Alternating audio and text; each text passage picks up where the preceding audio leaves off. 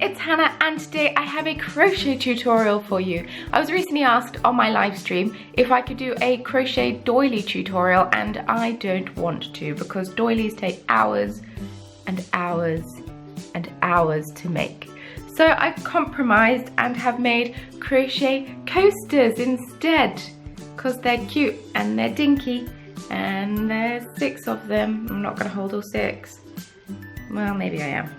They're really cute, I really like them. It's really easy to make. You only need to know how to chain and how to do a US double crochet, which is a UK treble crochet. Very confusing. I try to use UK terminology the whole time through this video. I may have slipped up a couple of times, but hopefully I didn't. The link to the pattern can be found in the description box of this video. I found it on Ravelry. It's a super easy pattern, it's really easy to make, much recommend. So now I've got 6 coasters, which I'm going to pop to one side to go in my giveaway prize box that I've started. I'm going to be doing a giveaway when I hit 50,000 subscribers, and I am slowly starting to add things into the box as and when I get or make them. So if you want to be in with a chance of winning, all you have to do is subscribe. Don't forget to give this video a thumbs up if you enjoy it, and with all that being said, let's just get on with the tutorial, shall we? Okay, so to make this coaster, you are going to need a hook. I'm using a 4.5mm hook. You're going to need some yarn. I'm using double knit, although the pattern, I believe, suggests using worsted weight, but I only have double knit, unfortunately. You're going to need a yarn needle to sew in your ends, and you're going to need some scissors. So to start with, we are going to ignore the cathedral bells that go in berserk, and we are going to start with a magic circle. As I say in every video, I'm not very good at these, so I recommend trying to find a good video showing you how to do magic circles. Then you're going to insert your hook and pick up the yarn, and we're going to chain 2 to start with, and this counts as our first treble stitch, which is a US double crochet. I'm going to be using British crocheting terminologies throughout this, and the pattern is written in US terminology, so sorry if I slip up on occasion. Now, into the ring you've made, we are going to do 10 treble crochets, which is US double crochet. 2 treble crochet, and this is the only stitch you're going to need to know how to do, except for chain, which we've just done, but it's just yarn over. Insert your hook into the stitch or loop. In this case it is the loop, and you're going yarn over, pull through. You've got 3 loops on your hook, yarn over, pull through 2 of those loops, yarn over and pull through the next 2 loops, and that is 1 treble or US double crochet. And you're going to be doing 9 more of them, so 10 treble crochets in total and 1 chain 2 for a total of 11 stitches. Don't forget to pause the video at any point if you need to, because I am just going to skip ahead, otherwise this is going to be a super long video. So now we're going to close up that circle by pulling on the tail, and that closes it up very nicely, wonderful stuff. And then we are going to slip stitch into the top of that chain 2. Slip stitch is insert your hook into the stitch, yarn over, pull through, and then just pull through. Then you are going to chain 4, and this counts as 1 treble and 1 chain 2. So now in the next stitch along, you are going to do a treble crochet or a US double crochet, which is the stitch that you did in the first round.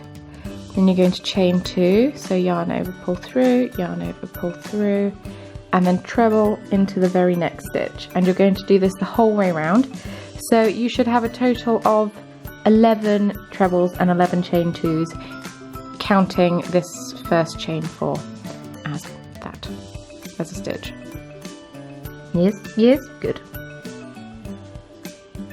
Okay, so for the last one, I'm just doing the last treble stitch here. You're going to then chain 2 and slip stitch into the second chain in the hook. Nope.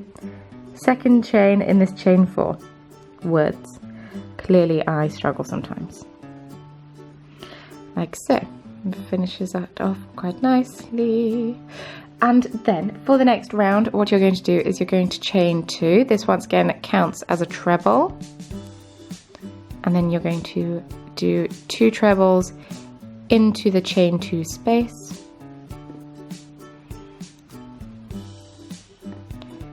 And then 1 treble into the next stitch. And then 2 trebles into the next chain 2 space.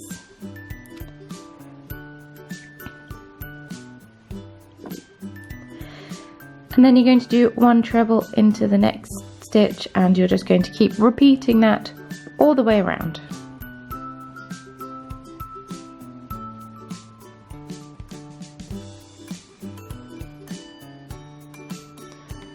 And just doing the last treble now, and then slip stitch into the top of that chain 2. Wunderbar. Now the next round is the last round. It's a very quick doilies to make. I love them, they're great. So in the next round you are going to skip this next stitch here, and you're going to do 5 trebles into the very next stitch. So you're coming out of this one, you're skipping this one, and you're going into this one. You're going to be doing 5 trebles. So that's 1. Oh, and of course the cathedral bells have started again. I should just never film at midday, although it's now 25 past 12 and they've gone off 3 times since 12 o'clock hit, so that's a treat for the ears.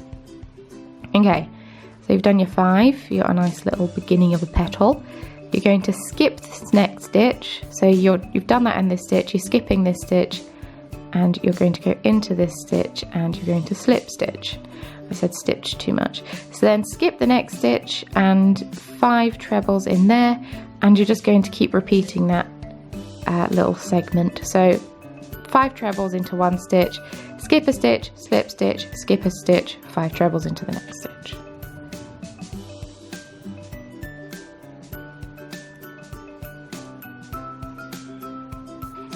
Okay, so I've just done my last cluster of 5 trebles. Then I'm going to skip this stitch, go into this stitch here, and slip stitch. Then I'm going to trim off any excess, leaving a bit of a tail, obviously we need to sew it in, and then yarn over, pull through, and that is how you finish off. And then you can always block it if you need to block it.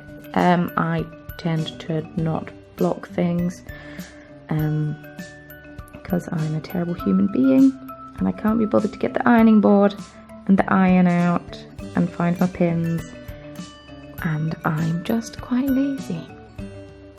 So just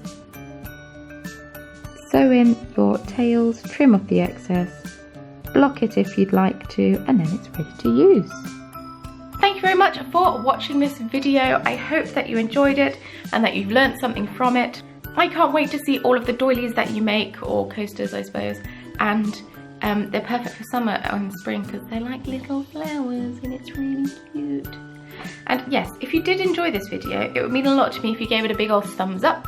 Your support truly means the world to me, and why not hit subscribe? It is free for you to do, and the sooner I get to 50,000 subscribers, the sooner I get to give you lovely lot some lovely things. I post new craft tutorials every Sunday, and then I post 2 bonus videos in the week as well, one on a Tuesday and one on a Thursday. This week's Tuesday video was a plan with me, because that is what we do on every other Tuesday. We plan. You will know what I've got up to this past half week, because I haven't been in Frankfurt. I have been travelling and having fun, and hopefully vlogging it for you if I don't feel too awkward doing that in front of my friends. And then on Thursday I posted the video on how I dyed my hair these colours. Da, da, da, da, da, da. Thank you for all of your name suggestions. I found the really cute picture that's the background of the thumbnail was, and so I decided to call it watercolour hair dye, because it kind of looked, because it had the matching colours in the watercolours on my head. But yes, we've got a bit of green, we got pink, we got blue, and then we got purple. It's fading a little, it's not fading as much as this light's making it look. But I've washed it twice now since dyeing it, and it's still kind of going strong, so that's good. If you do decide to recreate anything of your very own using one of my tutorials, like these doilies, but I also have a plethora of other videos for you to enjoy, then I want to see a picture of it because I am super nosy. So feel free to post a picture on social media using the hashtag #thecornerofcraft so I can check it out and see for myself how amazingly talented you are. I love seeing the photos that you share of the creations that you have made, so yes. Don't forget to check out the description box below for links to all of my social media accounts and such, but also because the link to the pattern is down there, so if you prefer a written pattern to me speaking at you, that is down there. It is written in US terminologies, so all of you who know US terminologies may find it easier. I don't know. It's very confusing having to constantly switch between the two. Thank you very much once again for watching, and I shall see you in Tuesday's video. Bye! So I totally washed my hair and had to blow dry it, so sorry if it's a bit fluffier than usual. I just had to film this intro and I need to pack and I have so much to do and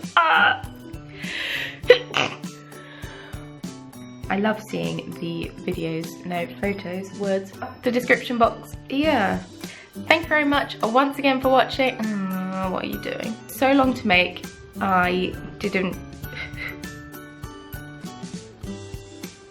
It's cool, I'll wait. Bing! Hey everyone, it's Hannah, and today I have a knitting video for you, but it's more like a knitting tutorial, which is quite fun. So if you've been watching my videos for a while, and you've been watching my crafty chats, you'll know that I've been knitting hitchhiker scarves, and this is the hitchhiker scarf. It is called the hitchhiker scarf because it has 42 of these little points on it, and the number 42 is the meaning of life in Hitchhiker's Guide to the Galaxy.